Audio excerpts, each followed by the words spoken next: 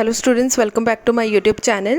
सो चलो बच्चे ਆਪਾਂ ਨੈਕਸਟ ਚੈਪਟਰ ਸਟਾਰਟ ਕਰਨ ਲੱਗੇ ਹਾਂ। ਕਪੈਸਿਟਰ ਦੇ ਜੋ MCQs ਆ ਬੱਚੇ ਇਸ ਵੀਡੀਓ ਦੇ ਵਿੱਚ ਅਸੀਂ ਉਹ ਸਟਾਰਟ ਕਰਾਂਗੇ। ਸੋ ਫਰਸਟ ਕੁਐਸਚਨ ਹੈ SI unit of capacitance is. So बच्चे इंपॉर्टेंट और फेमस क्वेश्चन है कि एसआई यूनिट ऑफ कैपेसिटेंस ਦੇ ਜਿਹੜੇ एसआई यूनिट ਆ that is farad. So most important आ बच्चे PSCB ਦੇ ਵਿੱਚ ਦੇ स्टूडेंट्स के लिए तो मोस्ट इंपॉर्टेंट है, सो ध्यान ना कर लेना। नैक्सट आ dimensional formula of dielectric strength is. So dielectric strength का बच्चे तुसी फॉर्मूला लिखना है। सब तो पहला तो थानू फॉर्मूला पता होना चाहिए आ, ठीक है।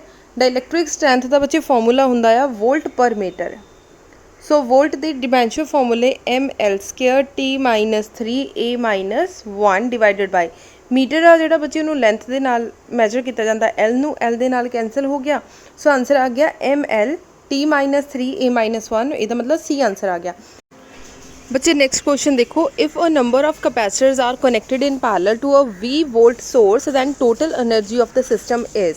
मान लो तुहाडे कोल कोई नंबर ऑफ कैपेसिटर्स आ जिन्हां नूं तुसीं पैरेलल जोड़िया होया तो उत्थे एनर्जी कितनी होएगी। सो बच्चे एनर्जी सानू पता कि किहदे इक्वल हाफ CV² दी। अगर नंबर ऑफ कैपेसिटर्स असीं n दे नाल मल्टीप्लाई कर देंगे सो आंसर आ जाएगा हाफ NCV²। नैक्सट देखो, इन्हां चार्ज कैपेसिटर, मान लो तुहाडे कोई एक चार्ज कैपेसिटर आ द एनर्जी रिसाइड, तो एनर्जी कित्थे स्टोर होएगी। इनू समझण दे लई बच्चे सब तो पहला आपां कॉन्सैप्ट ते चलदे हां कि असीं इदां दा एक की कीता कैपेसिटर ले लिया। फस्ट प्लेट नूं असीं खुद पॉजिटिवली चार्ज किया, मतलब असीं खुद उहनूं चार्ज दिता। इधर पॉजिटिव सी तो ऑटोमैटिकली अंदर वाली साइड ते की हो जाएगा नेगेटिव चार्ज। सो इधर ऑटोमैटिकली पॉजिटिव चार्ज आ जाएगा। बाद विच असीं इहनूं अर्थ कर दिता, धरती नाल जोड़ दिता, सारा पॉजिटिव चार्ज धरती विच चला गया। अंदर की रह गया पॉजिटिव और नेगेटिव चार्ज। ਇਹਦੀ वजह ना ਜਿਹੜੀ ਉਹਦੀ एजिस ਦੇ अराउंड ਜਿਹੜੀ ਬੱਚੇ फील्ड बनी आ ਉਹਦੀ वजह ना कैपेसिटर ਦੀ कैपेसिटेंस ਹੁੰਦੀ ਆ। सो ਆਪਾਂ देख ਲੈਂਦੇ ਆ पॉजिटिव और नेगेटिव दोनों आ। ए ऑप्शन आ ऑन द पॉजिटिव प्लेट, गलत आ, पॉजिटिव प्लेट करके नहीं गली हुंदा।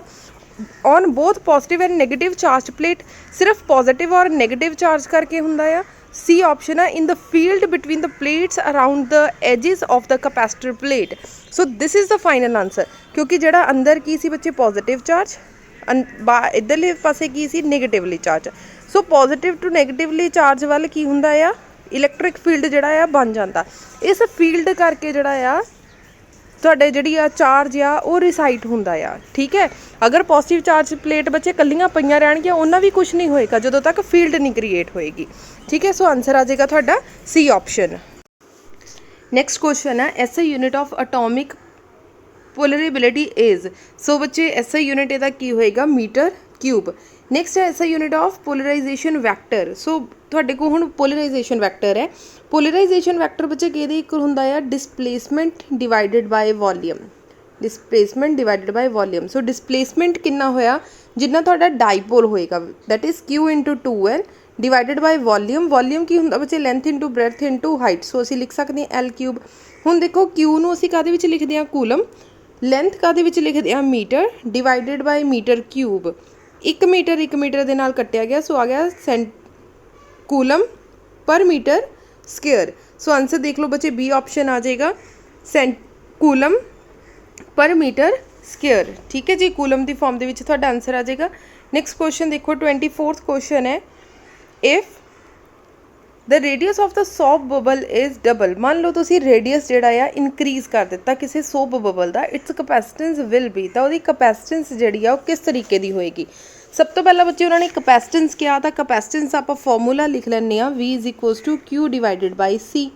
जिद्दां ही मान लो तुसी इन्ना को सोप बबल सी, असी इहदा रेडियस इनक्रीज कर दिता, रेडियस कितना कर दिता डबल, ठीक है, दुगना कर दिता। सो जिद्दां ही रेडियस इनक्रीज होएगा नाल लगदी ही जिहड़ी बच्चे ओहदा कैपेसिटेंस आ वो भी की हो जाएगा इनक्रीज हो जाएगा, क्योंकि सारे पासे ਉਹਦੀ कह लो फैल गया। जिद्दां ही रेडियस इनक्रीज करांगे कैपेसिटेंस भी की हो जाएगी इनक्रीज हो जाएगी, जिहदे नाल V की हो जाएगा तुहाडा डिक्रीज हो जाएगा। राजे इनू समझण दे लई तुसीं एक आर्टिकल कीता होना capacitance of isolated spherical conductor कीता होएगा। अदरवाइज आर्टिकल इन्ना इंपॉर्टेंट नहीं आ, बट उत्थों जिहड़े MCQs आ वो तुहाडे आ सकदे आ, इंपॉर्टेंट आ। ਸੋ ਅਸੀਂ ਸੀ ਦਾ ਉੱਥੋਂ ਬੱਚੇ ਆਂਸਰ ਫਾइंड ਆਊਟ ਕੀਤਾ ਸੀ 4 ਪਾਈ ਐਪਸਾਈਲਨ ਨॉट ਆਰ। ਇਹਦਾ ਮਤਲਬ C is directly proportional to R ਹੈ। ਅਗਰ ਤੁਸੀਂ ਆਰ ਜਿਹੜਾ ਡਬਲ ਕਰ ਰਹੇ ਹੋ ਤਾਂ ਕਪੈਸਿਟੈਂਸ ਵੀ ਜਿਹੜੀ ਤੁਹਾਡੀ ਡਬਲ ਹੋ ਜਾਏਗੀ। ਠੀਕ ਹੈ, ਸੋ ਆਂਸਰ ਬੱਚੇ ਡਾਇਰੈਕਟ ਇੱਥੋਂ ਇਕੁਏਸ਼ਨ ਤੋਂ ਕਲੀਅਰ ਹੋ ਰਿਹਾ ਕਿ ਜਿਹੜਾ ਤੁਹਾਡਾ ਕਪੈਸਿਟੈਂਸ ਆ ਉਹ ਕੀ ਹੋ ਜਾਏਗਾ, ਡਬਲ ਹੋ ਜਾਏਗਾ। ਸੋ ਆਂਸਰ ਆ ਜਾਏਗਾ ਏ। ਅੱਗੇ ਦੇਖੋ which of the following factor does not affect capacitance of a capacitor. ਕਿਹੜੀ ਚੀਜ਼ ਆ ਜਿਹੜੀ ਕਪੈਸਿਟਰ ਆਫ ਕਪੈਸਿਟੈਂਸ 'ਤੇ ਡਿਪੈਂਡ ਜਾਂ ਫੋਲੋ ਨਹੀਂ ਕਰਦੀ। ਨੰਬਰ 1 ਕੀ ਆ, ਡਿਸਟੈਂਸ ਬਿਟਵੀਨ ਦ ਪਲੇਟ ਜਿਹੜੀ ਕਿ ਡਿਪੈਂਡ ਕਰਦੀ ਆ। ਮਟੀਰੀਅਲ ਆਫ ਪਲੇਟ, ਮਟੀਰੀਅਲ ਕਿੱਦਾਂ ਦਾ ਚੂਜ਼ ਕੀਤਾ। ਸੋ ਬੱਚੇ ਕੰਡਕਟਿੰਗ ਮਟੀਰੀਅਲ ਹੋਣਾ ਚਾਹੀਦਾ। ਸੋ ਕੋਈ ਵੀ ਹੋਵੇ ਉੱਤੇ ਡਿਪੈਂਡ ਨਹੀਂ ਕਰਦਾ, ਸਾਨੂੰ ਤਾਂ ਕੰਡਕਟਿੰਗ ਮਟੀਰੀਅਲ ਨਾਲ ਮਤਲਬ ਆ। ਠੀਕ ਹੈ, ਸੋ ਇਹਦਾ ਆਂਸਰ ਆ ਜਾਏਗਾ ਬੀ। ਇੱਥੋਂ ਕਲੀਅਰ ਹੋ ਗਿਆ ਕਿ ਕੰਡਕਟਿੰਗ ਮਟੀਰੀਅਲ ਸੀ, ਕੋਈ ਵੀ ਮਟੀਰੀਅਲ ਹੋ ਸਕਦਾ। ਸੋ ਇਸ ਫੈਕਟਰ 'ਤੇ ਡਿਪੈਂਡ ਨਹੀਂ ਕਰਦਾ। ਨੈਕਸਟ ਆ area of plate. Definitely area ਛੋਟਾ ਹੋਏਗਾ ਤਾਂ ਕਪੈਸਿਟੈਂਸ ਘੱਟ ਹੋਏਗੀ, ਏਰੀਆ ਵੱਡਾ ਹੋਏਗਾ ਤਾਂ ਕਪੈਸਿਟੈਂਸ ਜ਼ਿਆਦਾ ਹੋਏਗੀ। ਇਹਦਾ ਮਤਲਬ ਇਹ 'ਤੇ ਡਿਪੈਂਡ ਕਰਦਾ। ਕਰਵੇਚਰ ਆਫ ਪਲੇਟ, ਕਰਵੇਚਰ ਮਤਲਬ ਕਿ ਉਹਦਾ ਸਾਈਜ਼। ਠੀਕ ਹੈ, ਏਰੀਆ ਅਲੱਗ ਚੀਜ਼ ਆ ਬੱਚੇ, ਮੋਟਾ ਪਤਲਾ। ਕਰਵੇਚਰ ਹੁੰਦਾ ਆ ਕਿੱਦਾਂ ਦਾ ਡਿਜ਼ਾਈਨ ਆ ਜਾਂ ਕਿੱਦਾਂ ਦਾ ਉਹਦਾ ਪਾਰਟ ਆ। ਠੀਕ ਹੈ, ਕਰਵੇਚਰ ਵੀ ਇੱਕ ਤਰ੍ਹਾਂ ਦਾ ਸਾਈਜ਼ ਹੀ ਹੈ। ਸੋ ਇੱਥੇ ਵੀ ਡਿਪੈਂਡ ਕਰਦਾ ਆ। ਨੈਕਸਟ ਆ capacitance of isolated conductor sphere of radius r is proportional to। ਸੋ ਅਸੀਂ ਹੁਣੇ ਬੱਚੇ ਕਰਕੇ ਹਟੇ ਆ। ਸੀ ਦਾ ਆਂਸਰ ਕਿੰਨਾ ਆਉਂਦਾ ਹੈ 1/4 ਪਾਈ ਐਪਸਾਈਲਨ ਨॉट r। ਸੋ ਕਪੈਸਿਟੈਂਸ ਕਿਤੇ ਡਿਪੈਂਡ ਕਰਦੀ ਆ r ਦੇ ਉੱਪਰ। ਸੋ ਸਿੱਧਾ ਦੇਖ ਲਓ r ਦੇ ਉੱਪਰ। ਸੋ ਆਪਸ਼ਨ ਆ ਜਾਏਗੀ ਤੁਹਾਡੀ 26 ਦੀ ਡੀ ਆਪਸ਼ਨ। ਨੈਕਸਟ ਕੁਐਸਚਨ ਦੇਖੋ 27th, ਦ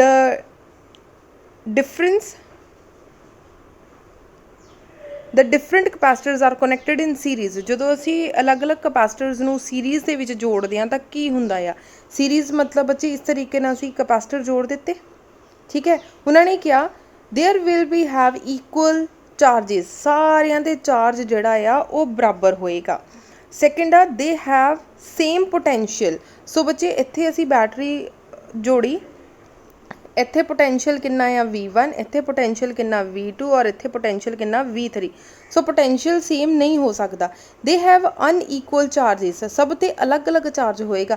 ਬੱਚੇ ਅਲੱਗ-ਅਲੱਗ ਚਾਰਜ ਨਹੀਂ ਹੋ ਸਕਦਾ। ਇੱਥੋਂ ਪੋਜ਼ੀਟਿਵ ਕਹਿ ਲਓ ਕਰੰਟ ਗਿਆ, ਪਹਿਲਾਂ ਇਹਨੇ ਫੁੱਲੀ ਫਿਲਡ ਹੋਣਾ, ਫਿਰ ਇਹਨੇ ਫੁੱਲੀ ਫਿਲਡ, ਦੈਨ ਇਹਨੇ ਫੁੱਲੀ ਫਿਲਡ।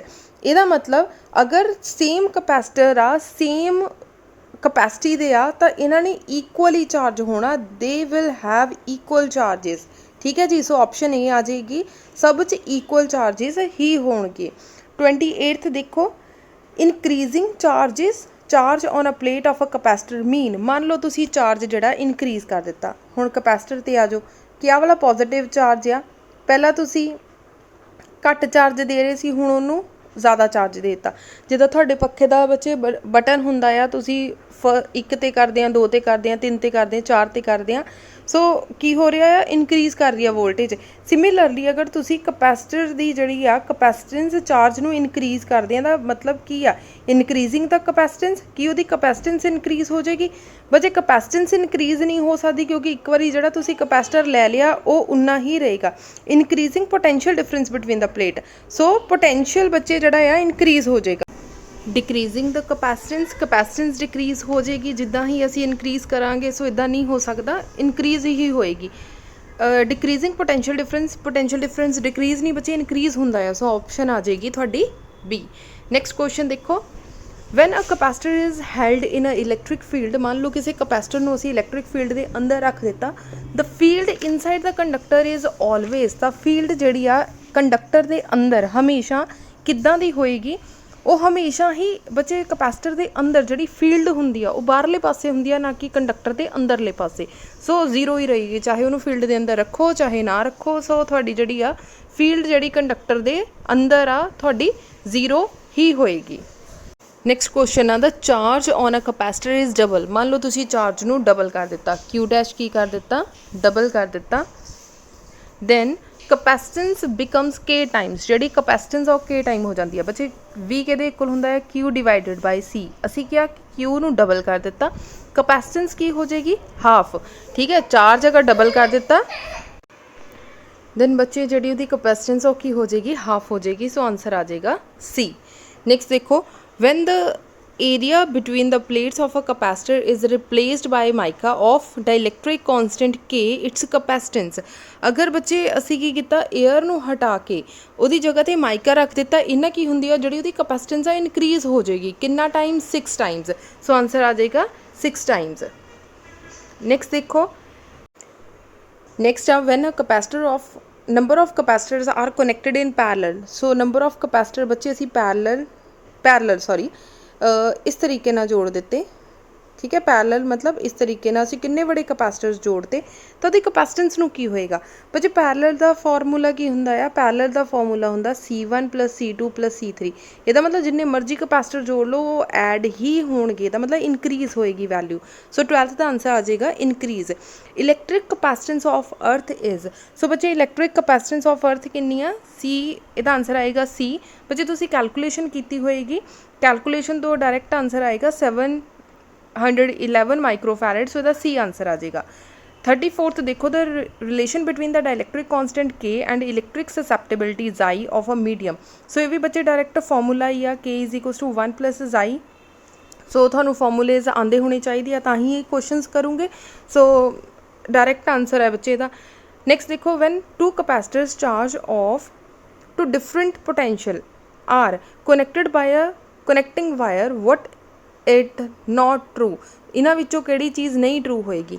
मान लो साडे कोल दो कैपेसिटर आ, मान लो एक कैपेसिटर मेरे कोल आ कैपेसिटर तुहाडे कोल आ, मैं इहनूं अलग वोल्टेज ते चार्ज कीता, तुसीं इहनूं अलग वोल्टेज ते चार्ज कीता, तुसीं हाई ते कर लिया मैं लो ते कर लिया, ठीक है। इहदा मतलब दोनों कैपेसिटर दी जिहड़ी कैपेसिटेंस आ वो भी की आ अलग अलग है। सो आपां पढ़दे हां हुण किहड़ा पॉइंट आ जिहड़ा इन्हां विचों सही नहीं होएगा। Charge loss by one is equal to charge gain by other. मान लो हुण असीं दोनों कैपेसिटर नूं फड़िया और इनू आपस विच कनैक्ट कर दिता। मान लो मेरे कैपेसिटर दी चार्ज घट सी, तुहाडे वाले कैपेसिटर दी चार्ज वध सी, क्योंकि हुण आपां इन्हां नूं कनैक्ट कर दिता बच्चे, इन्हां ने इक्वली चार्ज होना आ। इन्ने एक इनू दे देना तो इन्हें 6 बन जाना, इन्हें एक घट जाना तो 6 हो जाना। इहदा मतलब दोनों ने एक ने गेन किया तो एक ने लॉस किया। सो पहले वाला तो बिल्कुल करैक्ट आ, ये तो गलत नहीं हो सकता। नैक्सट देखो potential loss by one is equal to the potential gain by other. So ये गलत आ बच्चे, पोटेंशियल जिहड़ा आ बराबर नहीं हो सकता, क्योंकि एक ने घटाती एक ने चार्ज दे दिता तो पोटेंशियल एक दा वध कह लो सेम नहीं हो सकता, इक्वल नहीं हो सकता।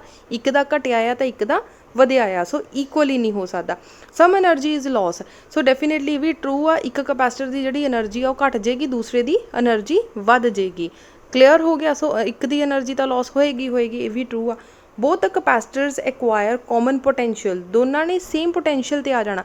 जे कैपेसिटेंस सेम होएगी बच्चे पोटेंशियल V1 जिहड़ा V2 आ वो भी की हो जाएंगे बराबर हो जाएंगे, होणगे अलग अलग V1 V2 V3 एक्सैक्ट्रा, पर पोटेंशियल की हो जाएगा इक्वल हो जाएगा। डन। सो इसका मतलब बी ऑप्शन जी गलत आ, पोटेंशियल इक्वल नहीं हो सकता। एक का पोटेंशियल घट जाएगा तो एक का पोटेंशियल वध जाएगा। नैक्सट आ 36 क्वेश्चन है, this is the most important question according to Punjab board. 64 identical drop each of capacitance 5 microfarad combine to form a big drop.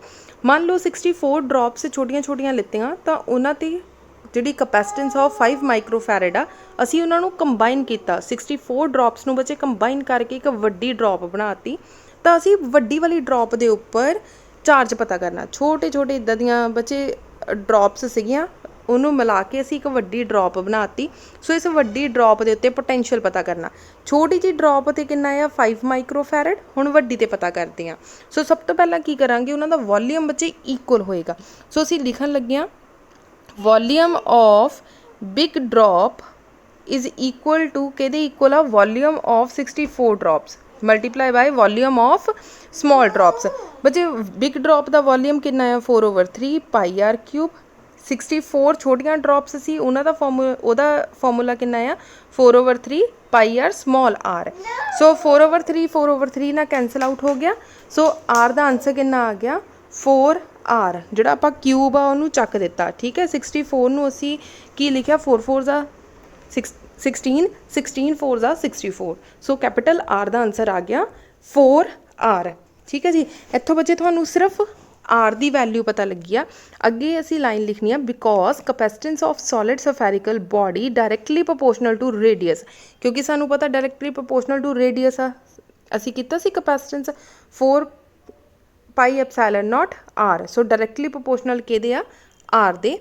सो असी इत्थों लिख सकते हैं hence big drop capacitance is equal to 4 multiply by capacitance of small body. कित्थों आया बच्चे, capital R is equal to 4R आया, आ वाला 4 इत्थों आया, रेडियस की जगह ते असी कैपेसिटेंस ऑफ स्मॉल सफेयर लिखता। स्मॉल सफेयर ते सानू गिवन आ 5 4 जा 20 माइक्रोफैरड, सो आंसर आ जाएगा थोड़ा 20 माइक्रोफैरड। सो देख लो थोड़ा बच्चे सी ऑप्शन आ जाएगा 20 माइक्रोफैरड।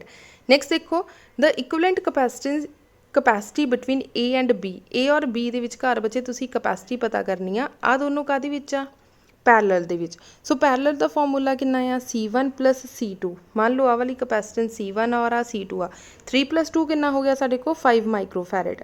हुण जदों इनू सॉल्व किया साडे को इदां दा एक डायग्राम बन जाएगी, आ हुण कितना आ गया 5 माइक्रोफैरड ते आ कितना आ 4, both are in series. So series का फॉर्मूला की आ 1/C1 + 1/C2, मतलब कि 1/5 + 1/4। सो एलसीएम लिता, ऊपर आ गया 4 + 5 आ गया 9 20 डिवाइडेड बाई 20। सो 1/CS का आंसर आया, CS का आंसर कितना होएगा 20 डिवाइडेड बाई 9। सो आंसर आ गया बच्चे साडा A 20 डिवाइडेड बाई 9। सो ये थोड़ा सी final answer. So next question देखते हैं the expression for capacitance of spherical conductor. ये तो बच्चे आप बहुत बारी कर चुके हैं, सो सानू पता है कि answer C = 4 pi epsilon not R. Recently भी बच्चे आप 2-3 बारी करके हटे हैं।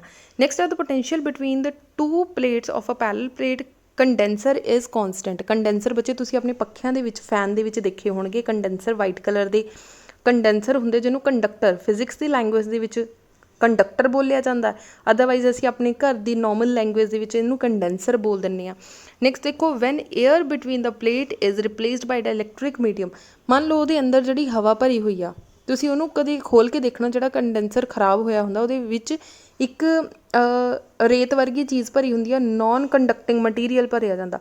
नॉन कंडक्टिंग क्यों भरिया जाता कि जी प्लेटां के उपर जो भी चार्ज होएगा वो जो उन्होंने ईजीली कह लो वो कैपेसिटेंस नूं इनक्रीज़ कर सकता होवे, उहदे विच जिहड़ा आ नॉन कंडक्टिंग मटीरीयल इस करके भरिया जाता कि उन्होंने डिस्टर्ब ना करता होवे। हुण मान लो असीं कोई डायलैक्ट्रिक मीडियम भर दिता, डायलैक्ट्रिक मीडियम ने की करना, उन्होंने भी हुण कंडक्टिंग मटीरीयल आ, उन्हें भी थोड़ा जिहा चार्ज उन्होंने चाहिए, इसदा मतलब कैपेसिटर की कैपेसिटेंस की हो जाएगी घट जाएगी। सो आंसर आ जाएगा A डिक्रीजेज। नैक्सट आ द कैपेसिटर्स इज सीरीज़, मान लो थोड़े कैपेसिटर सीरीज़ के विच लगे हुए तो कितना हुंदा, सीरीज़ का बच्चे फॉर्मूला की हुंदा 1/CS is equal to 1/C1 + 1/C2 + 1/C3। सो देख लो 40 का आंसर कितना आ जाएगा थोड़ा A।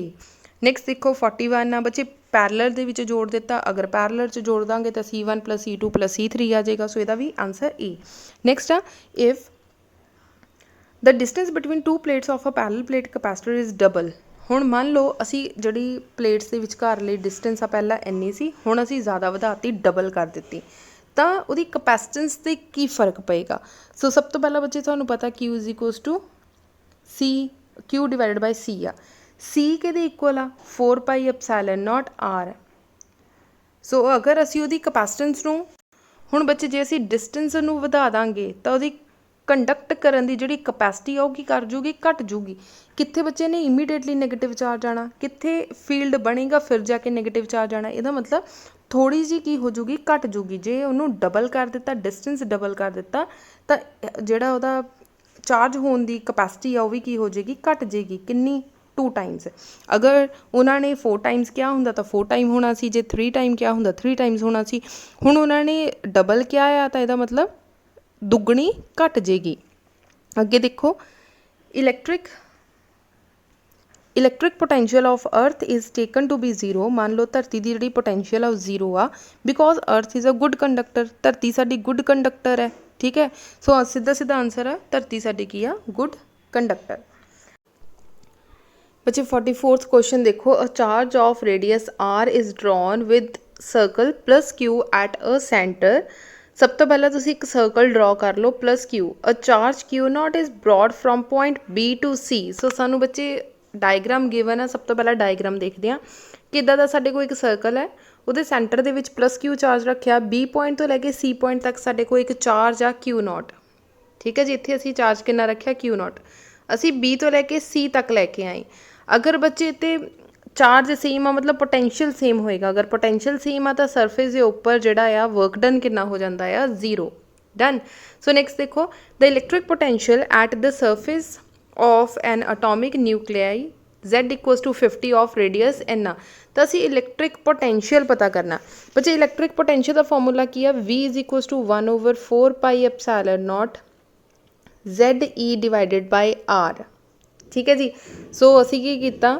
ਇਹਦੀ वैल्यू पुट करो 9 × 10⁻⁹ 9 Z की वैल्यू थानू कितनी गिवन है 50 तो E की वैल्यू बच्चे स्टैंडर्ड आ 1.6 × 10⁻⁻19 डिवाइडेड बाय आर की वैल्यू हुण तुहाडे कोल कितनी गिवन आ सो आर की वैल्यू बच्चे ध्यान नाल तुसीं चैक कर सकते हैं साडे कोल गिवन आ 9 × 10⁻⁻15 ठीक है जी ये तुहाडे कोल वैल्यू गिवन है सो ये 9 दे नाल बच्चे 9 कट्टिया गया 5 नूं जदों 1.6 दे नाल असीं मल्टीप्लाई करांगे तां तुसीं 16 नूं 5 दे नाल मल्टीप्लाई करके देख लो साडे कोल आ जाएगा 80 क्योंकि एक पॉइंट आ लग्या होया सो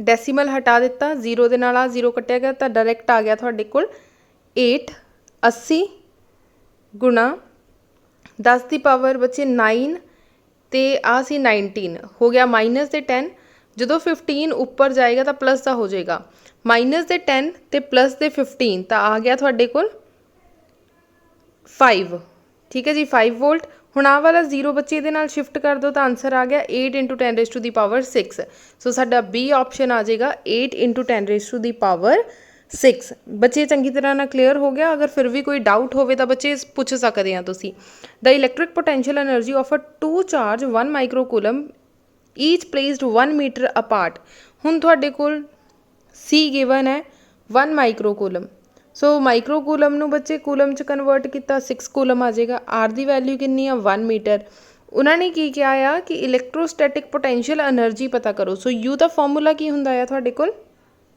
1/4 pi epsilon not Q1 Q2 divided by R सो यदि वैल्यू बच्चे पुट करो 9 × 10⁻9 तो Q1 की वैल्यू सानू माइक्रोकूलम मतलब कि 1 × 10⁻6 सो असी सीधा लिख रहे हैं -6 क्योंकि Q1 Q2 आ आर की वैल्यू कितनी है 1 मीटर सो सीधा आ गया 1 मीटर सो 9 मल्टीप्लाई बाय बच्चे 6 -12 चो 9 गए तो -3 सो 10⁻3 सो ऑप्शन चेक कर लो बच्चे -3 तुहाडा आ रहा आ जाउल्स दे विच आंसर सो आ जाएगा ऑप्शन नंबर सी ठीक है 46 का तुहाडा आंसर आ जाएगा सी नैक्सट देखो a double dielectric slab is placed between the plates of a parallel plate capacitor असी पैरेलल प्लेट कैपेसिटर दे विच बच्चे कोई डाइलैक्ट्रिक स्लैब इंसर्ट की तो उसकी कैपेसिटेंस की हो जाएगी घट जाएगी दो प्लेटां दे विचकार बच्चे नॉन कंडक्टिंग मटीरियल भरिया जाता है ताकि उसकी कंडक्टेंस जिहड़ी आ वो बनी रहे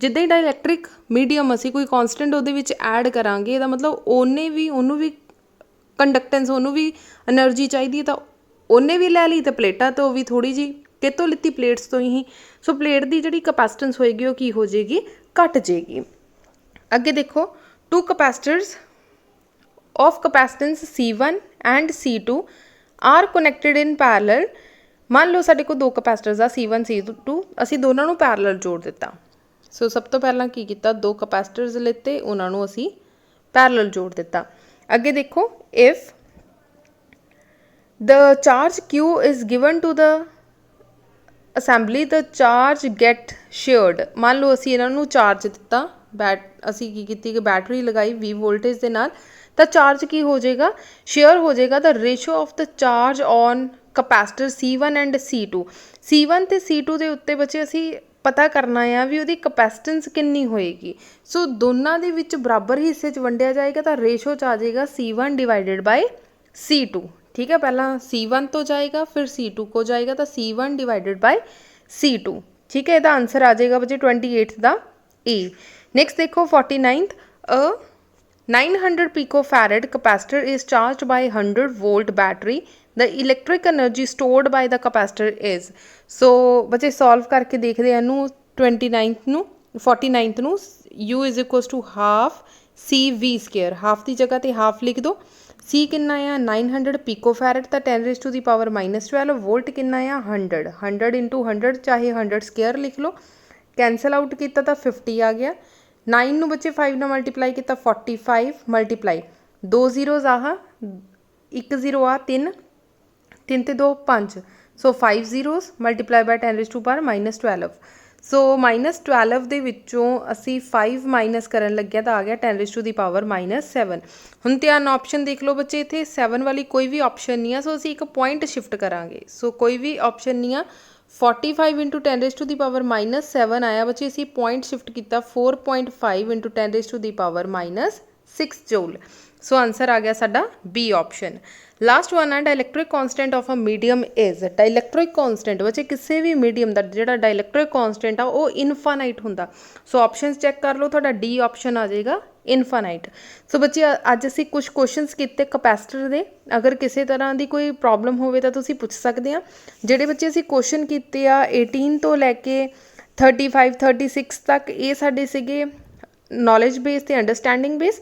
उस तो बाद जिहड़े 37 तो लैके स्पैशली बच्चे 45 तो लैके 50 तक किए आ, ये सारे साडे आ गए एप्लीकेशन बेस्ड या न्यूमैरिकल बेस्ड। ठीक है, सो उस हिसाब नाल तैयारी करनी है कि साडी एप्लीकेशन का क्वेश्चन बच्चे इस पूरे चैप्टर चो एक क्वेश्चन आएगा न्यूमैरिकल बेस्ड, बाकी सारे थियोरी बेस्ड आएंगे। सो ध्यान नाल अपनी थियोरी भी कंप्लीट कर लैनी तो अपने न्यूमैरिकल्स भी बहुत केयरफुली कर लेने। अगर फिर भी किसी न्यूमैरिकल दे विच कोई प्रॉब्लम आवे तो बच्चे कमेंट सैक्शन दे विच पूछ सकते हैं, व्हाट्सएप कर सकते हैं। ठीक है जी, थैंक यू सो मच।